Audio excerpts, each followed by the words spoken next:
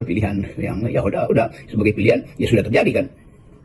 Jadi pertanyaan saya, Bung Roky, dan saya kira jadi pertanyaan banyak orang, kalau waktu Pilpres lalu Gibran itu kan ada gunanya, ya karena ada faktor bapaknya yang ini kemudian dipastikan punya peran besar lah dalam kemenangannya pasangan Prabowo Gibran begitu.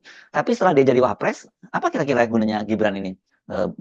Pertanyaan tentu gunanya buat Prabowo dan yang paling penting juga gunanya buat bangsa Indonesia ini. Ini kan Wapres loh, dia digaji dengan fasilitas negara macam-macam. Kalau kemudian dia nggak bekerja dan kerjanya cuma belusukan terus meresmikan proyek, kan itu terlalu mahal kita membayar seorang wakil presiden.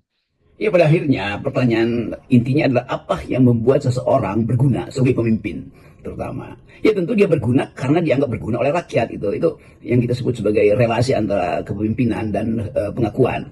Jadi pemimpin yang benar itu adalah pemimpin yang diakui manfaatnya oleh rakyat. Nah kalau dia nggak kalau manfaatnya itu dia hidupkan sendiri. Jadi bedanya ada pemimpin yang tidak dirasakan manfaatnya oleh rakyat maka dia buat dirinya sendiri bermanfaat. Tapi sebetulnya apapun yang dilakukan oleh seorang untuk menyatakan dia berguna, kalau oleh publik dianggap tidak berguna, itu tetap dia bukan pemimpin.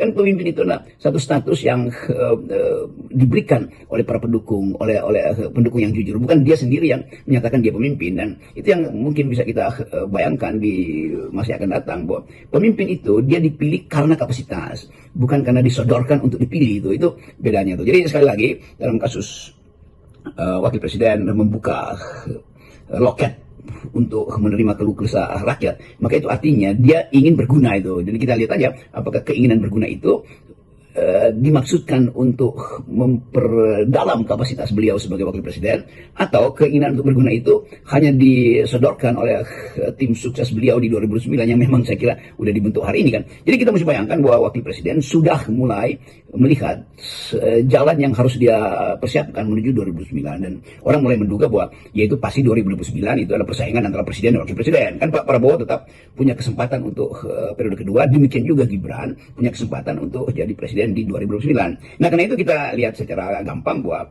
ada persaingan public relation, persaingan PR antara Pak Prabowo dengan Pak Gibran hari ini. Itu adalah watak